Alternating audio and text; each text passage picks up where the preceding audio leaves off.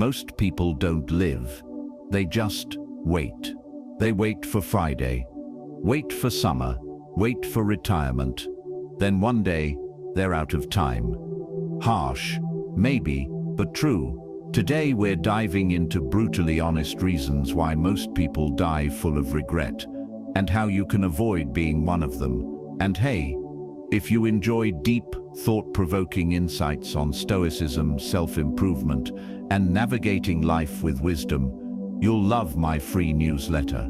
Every Sunday, I send you powerful lessons, controversial truths, and practical strategies to help you level up, all for free. Want to join? Click the link below and start receiving value-packed content straight to your inbox every week. And if you're a brand looking to sponsor my content and reach a highly engaged audience, my email's in the description. Let's create something impactful together. All right, let's jump in. This might just change the way you see your life. 1. They wait for the right time. Let me start by saying something that might ruffle some feathers. The right time is the single biggest lie we tell ourselves to stay comfortable in our cages. We love to romanticize timing, as if some magical cosmic clock will one day chime and say, "All right, buddy, now is the perfect moment to chase your dreams. You're ready."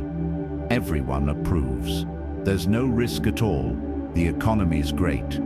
You're rich, you're fit, and nobody will laugh at you. Go ahead, but you and I both know that moment never comes. The right time is just fear wearing a tuxedo. It looks respectable. It sounds smart, but it's nothing more than procrastination, pretending to be wisdom. You hear it all the time. I'll start that business when the kids are older. I'll move to a better city after I save enough. I'll confess my feelings when I lose 20 pounds and have my life together. I'll quit this soul-sucking job when things settle down. We act like the world owes us a perfectly curated, risk-free window of opportunity.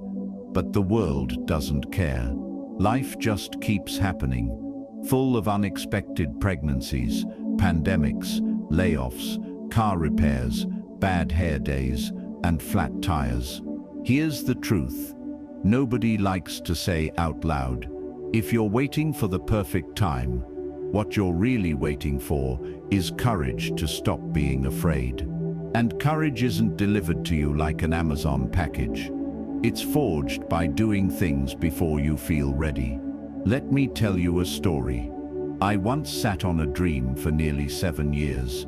I wanted to start writing online, to share my thoughts on self-improvement, Stoicism, philosophy.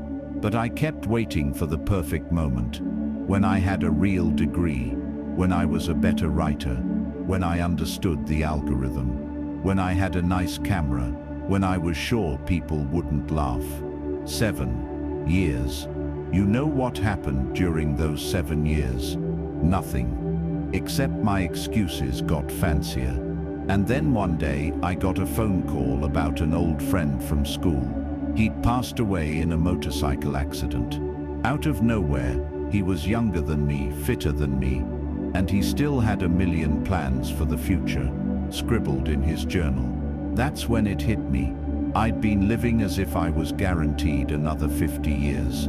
I'd been treating life like a rehearsal, when the truth is, this is the show. The next morning, I published my first post. It was awkward, cringy. Nobody read it, but I started, and I've never stopped since. And you know what? That perfect moment never came. It didn't need to. When you wait for the right time, here's what really happens. Your skills don't improve because you never start practicing. Your confidence shrinks because you keep teaching yourself you're not ready yet.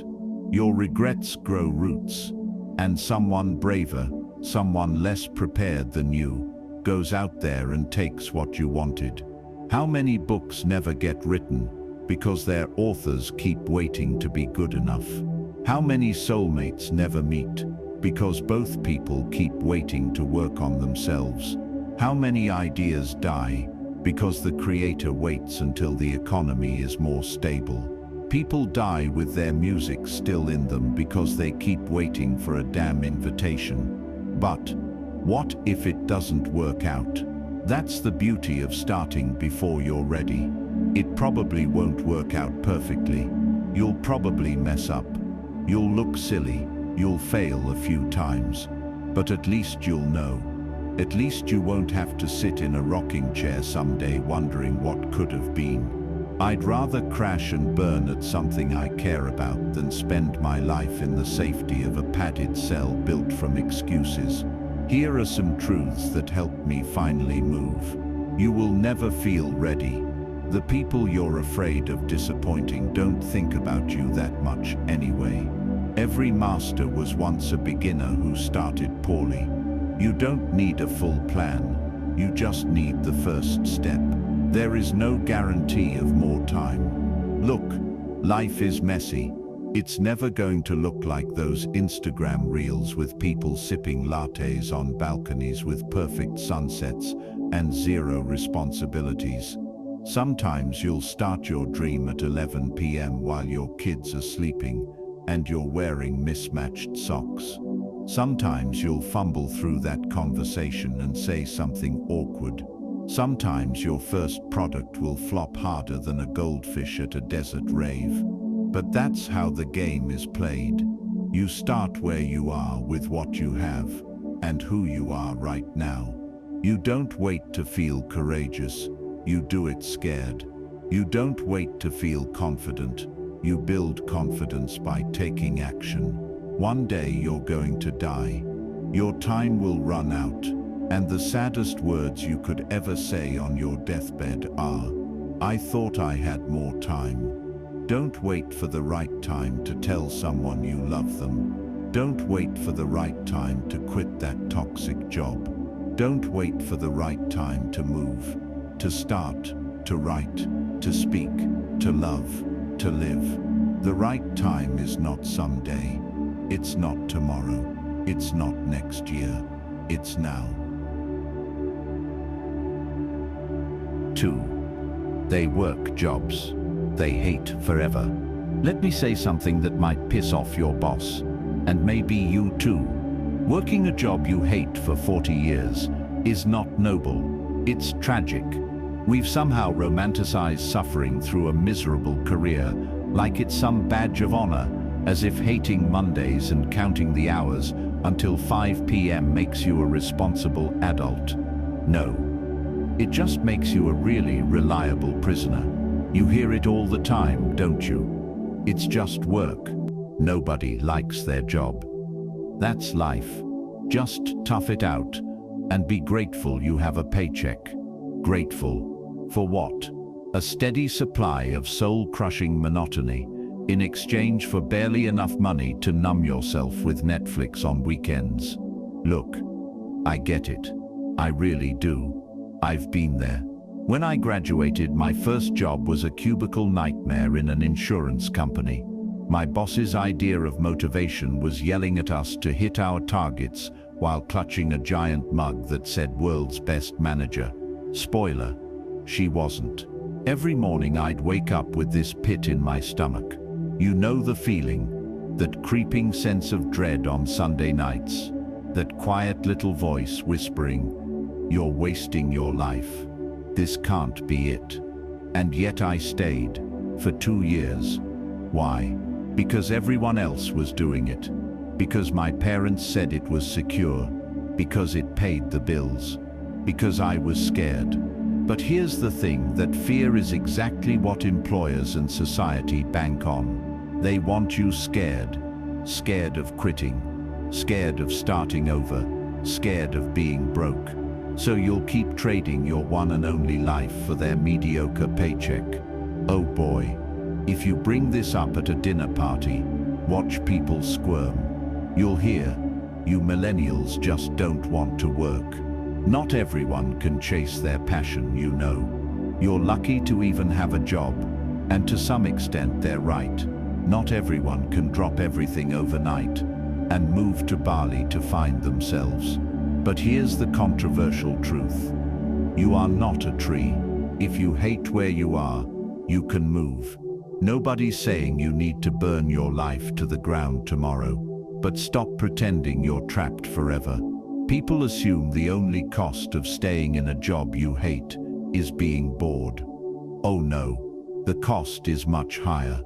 You lose your creativity, you lose your confidence, you start resenting your co-workers and yourself.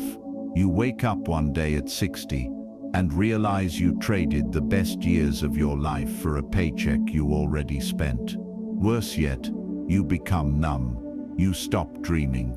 You convince yourself, this is all you deserve. I once met a man in his 50s at a company picnic. We got to talking, and he said, "I'll never forget. I've hated this job every single day for the past 30 years, but it's too late for me now." That sentence should haunt you. It still haunts me. Why do we stay? We tell ourselves stories to justify it. I have responsibilities. It's not that bad. At least I'm not unemployed. Nobody likes their job anyway. But deep down, you know you're scared of failing at something else. You're scared of what people will say if you walk away. You're scared you're not good enough to do anything else. Here's the thing though, fear is a lousy life coach. After 2 years of my cubicle misery, I finally cracked. One morning, I sat in my car in the parking lot, clutching the steering wheel, trying not to cry, because the thought of walking into that building again made me feel dead inside. So, I walked away.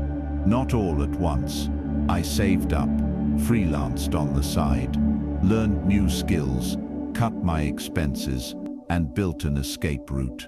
It took me a year to leave completely. It wasn't easy. It was messy and scary and full of mistakes. But you know what? That was over a decade ago, and I've never regretted it.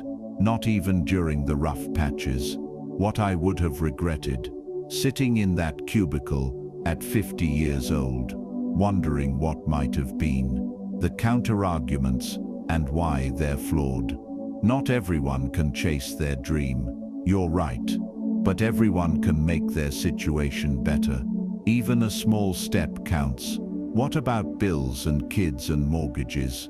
I'm not telling you to be reckless. I'm saying stop using those as an excuse to never change. Plenty of parents, immigrants, and broke kids have found a way. Maybe it's just me. Maybe I'm the problem. No, work is supposed to sustain you, not destroy you. Being miserable isn't normal. It's a sign you're in the wrong place. Here's the thing. Work is a big part of your life. You'll spend around 90,000 hours of your life working. That's more time than you'll spend with your family, more time than you'll spend traveling, even more time than you'll spend sleeping. So why do we treat it like it doesn't matter? Why do we tell ourselves to just suck it up and wait for retirement? If your job feels like slowly drowning in mediocrity, maybe, just maybe, it's time to grab a life raft and swim towards something better. How to start? If you're stuck in a job you hate, here are some steps you can take today. Figure out what you actually want, even if it seems impossible right now. Start learning a new skill on the side. Cut expenses and save a cushion. Talk to people who've done what you want to do. Set a deadline, even if it's 2 years away, and work toward it. You don't have to quit tomorrow, but you do have to stop lying to yourself that you're fine staying forever. One day, you'll look back and realize your job was just one chapter of your story, but you let it define the whole book. Don't be that person who spent decades hating Mondays, waiting for Fridays, living for weekends, and dying full of regret. Be the person who took a risk, who chose meaning over comfort, who walked out of that fluorescent-lit cage and into a life worth living. Because you're not a cog. You're not a prisoner. You're not just here to pay bills and die. You're here to live fully, audaciously, and unapologetically. And if that scares you, good. That means you're alive.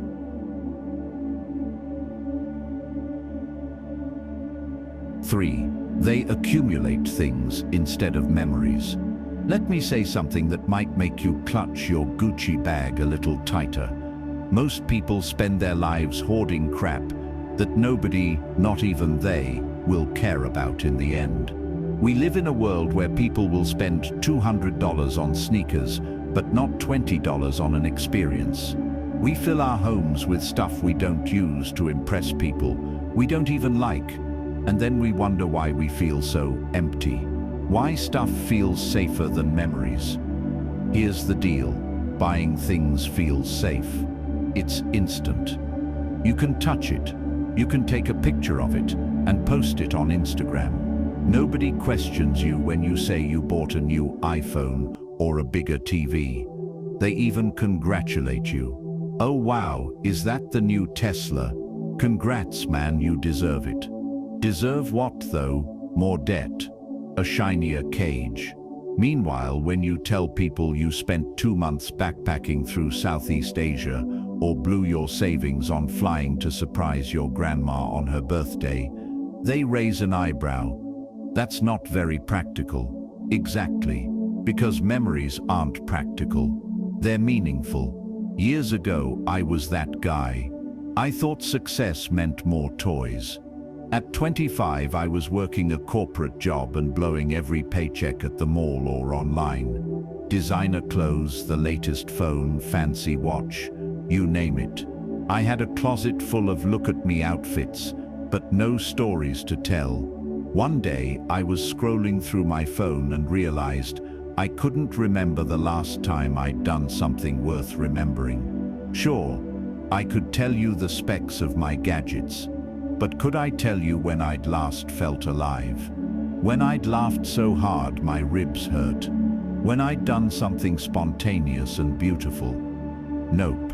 So I sold half my junk on eBay, bought a cheap backpack, and flew to Peru. I hiked the Inca Trail. I almost froze in a dodgy hostel.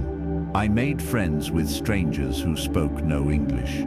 I watched the sun rise over Machu Picchu while drinking instant coffee from a chipped mug. And that trip changed me. Not because it was perfect, it wasn't. But because it reminded me, life isn't measured by what sits on your shelf. It's measured by what sits in your soul. Here's what nobody tells you because it's bad for business. You are not your possessions. Nobody gives a damn about your stuff. Not really. Your kids don't care about the car you drive. They care if you were there for their soccer game. Your friends don't care if your couch is from Restoration Hardware. They care about the conversations you had sitting on it. Strangers on Instagram don't actually care about your drip. They're just scrolling to the next thing anyway. And one day, when you're gone, all your precious things, they'll either end up in a garage sale or a landfill. Seriously. Have you ever helped clean out someone's house after they passed? It's sobering. You go through box after box of trinkets, clothes, gadgets, and you end up saying, why did they keep all this? That was their life. And now it's just stuff, because it's easy. Buying stuff gives you a quick dopamine hit with no vulnerability. Because it's visible. You can show it off and feel validated. Because it's normal. Our culture glorifies consumption. Advertisers have convinced us happiness can be delivered in 2-5 business days. But here's the truth. Nobody ever laid on their deathbed and said, I wish I'd bought more shoes. What they say is, I wish I'd seen more sunsets. I wish I'd hugged my dad more. I wish I'd said yes to that road trip. I wish I'd loved harder, laughed more, lived more. Look, I'm not saying you need to sell everything and live in a van eating beans. I still love my laptop. I still own decent shoes. But at some point you've got to ask yourself, is this thing adding to my life or distracting me from it? That $500 purse, you'll forget it in a year. That last-minute trip to see your best friend, you'll talk about it for decades. I still remember the time I spontaneously drove 4 hours to the beach at 3 a.m. with 2 buddies just to watch the sunrise. We got sunburnt, lost our car keys in the sand, and almost ran out of gas. It was a disaster, and it's still one of the happiest memories of my life. Meanwhile, I can't even remember what phone I had back then. Here are a few ways you can start today. When you're about to buy something, ask, will this still matter to me in 5 years? Budget for experiences like you budget for rent, because memories are rent for your soul. Take more pictures of moments, not objects. Say yes to invitations even when it feels inconvenient. Create more than you consume. At the end of your life, nobody's going to list your possessions at your funeral. They're going to tell stories about you. The time you danced like an idiot at that wedding. The time you stayed up all night talking about your dreams. The time you showed up when it mattered most. So yeah, buy nice things if you want. But don't confuse owning things with living. Because when you're old and wrinkled and telling stories to your grandkids, you won't be showing them your receipts. You'll be showing them your heart. So go ahead, book that trip, call that friend, dance barefoot in the kitchen. Say yes to life, even if it's messy and inconvenient. Because in the end, nobody remembers the things, they remember you. And you deserve to be unforgettable. 4. They choose safety over passion. Let me say it loud and clear. Choosing safety over passion is the most respectable-looking way to waste your life. Oh, it sounds responsible, sensible, even noble. You tell everyone you're being realistic, and they nod and applaud you for your maturity. But deep down, you know what it really is. Fear dressed up in a suit and tie. Why safety feels so tempting? Safety is addictive. It feels warm like an old blanket you can't throw away, even though it smells like regret. Your family praises you for being practical. Society pats you on the back for being stable. Your friends are jealous because you've got a steady paycheck and dental insurance. Meanwhile, your passion, that thing that makes your chest light up and your blood fizz, sits in the corner, collecting dust, quietly dying. And here's the kicker. People will cheer you on while you abandon yourself, as long as you're doing it in the name of security. I know because I lived it. When I finished school, I wanted to write. That was my passion. But everyone said, you can't make a living doing that. Get a real job first. So I did. I got a safe job in an office. It paid the bills. It impressed my parents. It looked good on LinkedIn. And for a while, I convinced myself it was okay. After all, it was just temporary, right? I told myself I'd write later, when I was more established, when I'd saved enough, when the time was right. Spoiler, later never came. Because the longer you stay safe, the scarier it gets to leave. One day I realized I was sitting at my desk at 28, still doing the thing I hated, all because I didn't have the guts to disappoint the people who wanted me to play it safe. So I quit, and it was terrifying. It was messy, and it was the best damn thing I ever did. Why this is so controversial? You want to upset people, tell them you're walking away from something safe to pursue your passion. You'll see their smiles fade into polite panic. They'll bombard you with, "But what about your benefits? But you're so good at your current job." But that's risky. But what if you fail? Here's the thing they never tell you. You can fail at what you don't love just as easily as what you do. I've seen people play it safe for 30 years and still get laid off. I've seen people choose security only to have their company collapse or their position outsourced.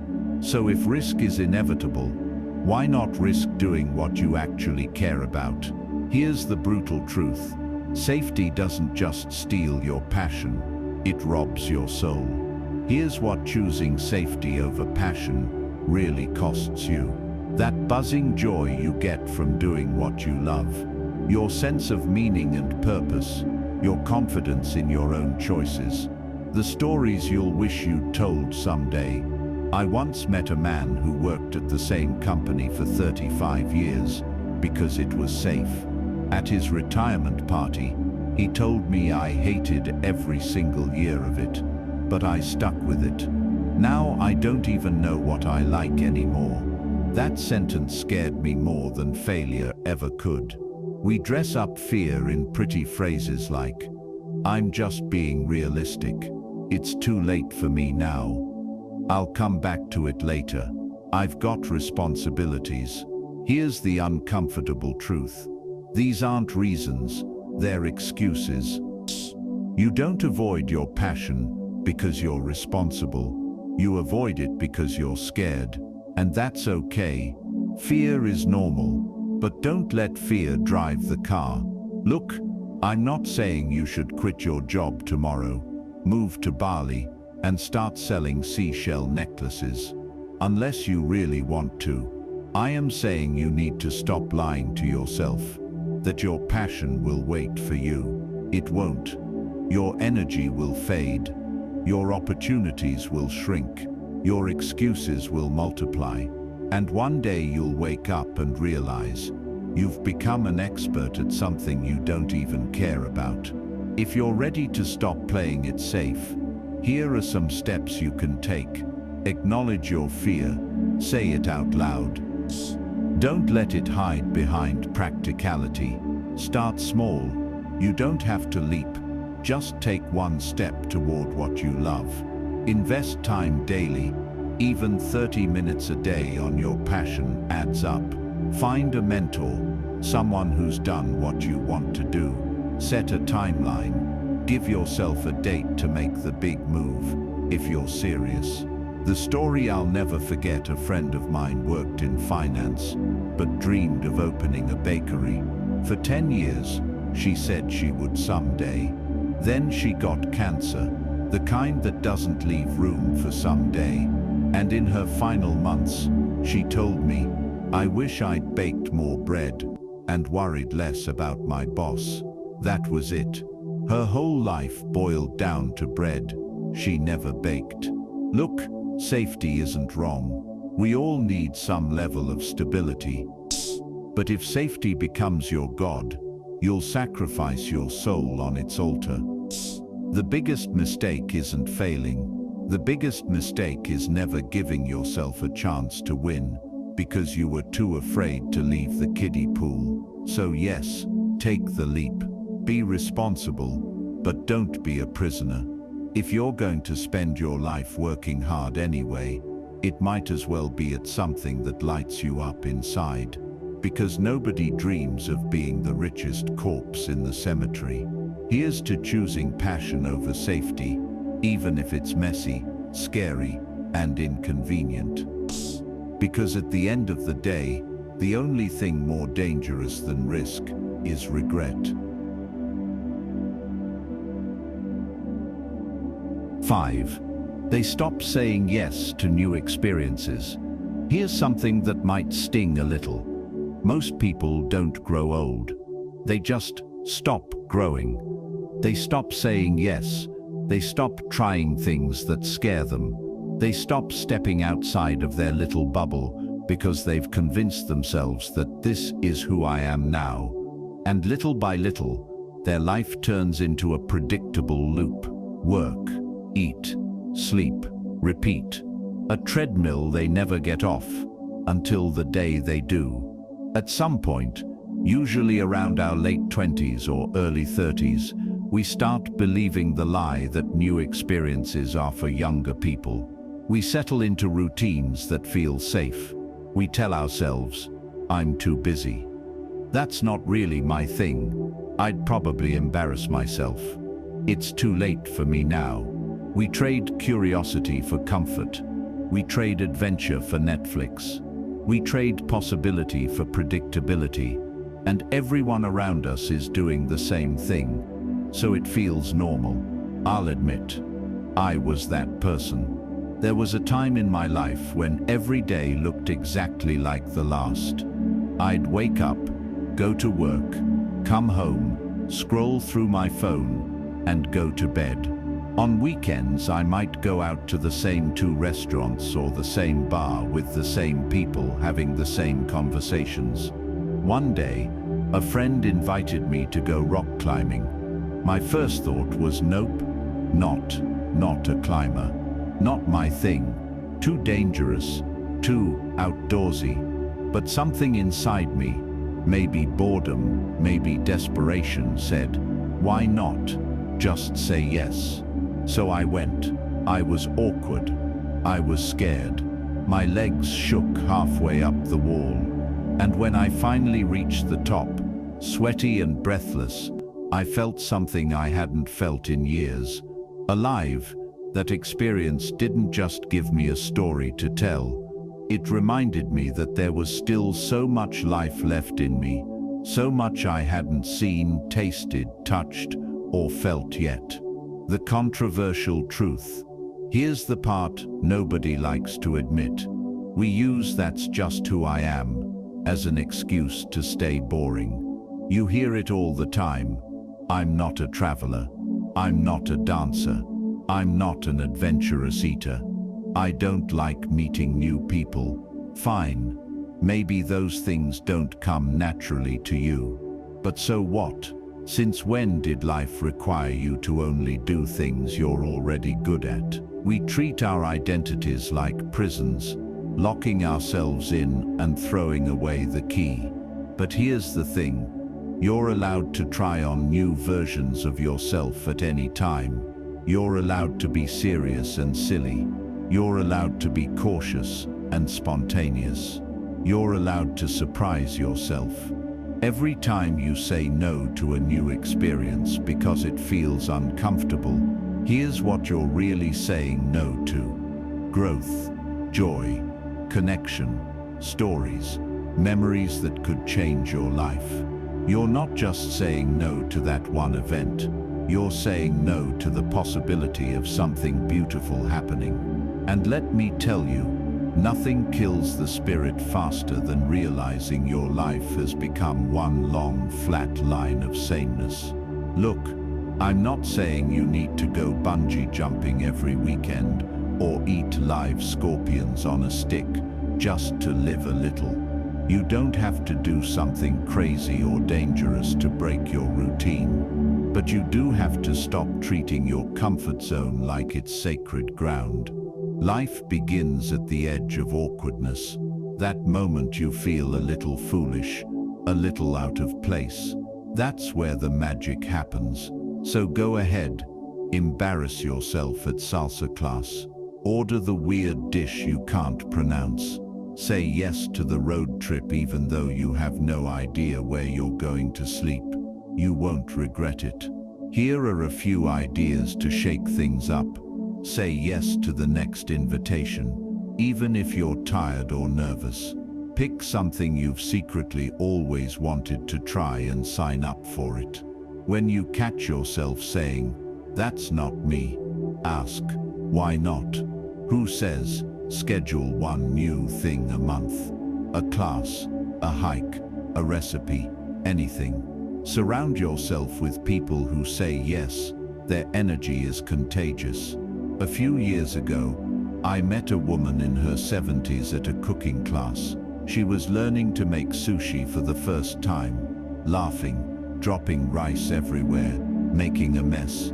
I asked her what made her sign up. She said, I spent too many years saying no to things because I thought I was too old, too shy, too busy.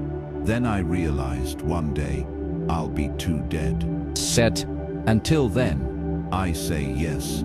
That line stuck with me. Set. One day, your life is going to flash before your eyes. Do you really want it to be a highlight reel of scrolling on your phone, sitting at the same desk, eating the same meals, watching reruns of the same shows? Or do you want it to be full of color, full of messy, beautiful, awkward, unforgettable experiences that make you smile through the wrinkles? Life isn't about being the best at everything. It's about showing up, curious, open, and willing to look a little foolish sometimes. Set. So the next time you get invited to something that scares you, say yes. Set. The next time you're tempted to stick to what you know, say yes. Set. The next time you catch yourself saying that's not me, maybe it could be, say yes more often. Set. Because one day, you won't have the chance anymore, and you'll wish you had. So here's the truth, my friend, and it might sting a little. Most people die long before their heart stops beating. They die the day they choose comfort over courage, the day they trade passion for a paycheck, the day they stop saying yes to life because it feels safer to say no. Don't let that be you. You weren't put here to just clock in, pay bills, buy crap you don't need, and quietly fade into the wallpaper of your own life. You were put here to live, to feel your heart race, to take risks that make other people nervous, to embarrass yourself, to surprise yourself, to actually have stories worth telling when it's all said and done. If nobody's told you yet, you don't need permission. You don't need everyone's approval. You don't need to have it all figured out. You just need to start. One bold choice, one small yes, one brave step toward the life you actually want, instead of the one everyone else told you to settle for. So go ahead, rip up the rulebook, be controversial, be misunderstood, be alive, because at the end of your story, when you're looking back, you won't care about the stuff you bought, the titles you earned, or the people you impressed. You'll care about the memories you made, the love you gave, and the chances you took while you still had the chance. And if you're scared, good. It means you're paying attention. It means you're about to do something that actually matters. So, here's your sign. Stop waiting. Stop hiding. Stop sleepwalking through your own damn life. Say yes. Start now. And write a story you'll actually be proud to tell. I'll see you on the other side, where the scary, messy, beautiful parts of life happen. Until then, stay bold, stay foolish, stay alive.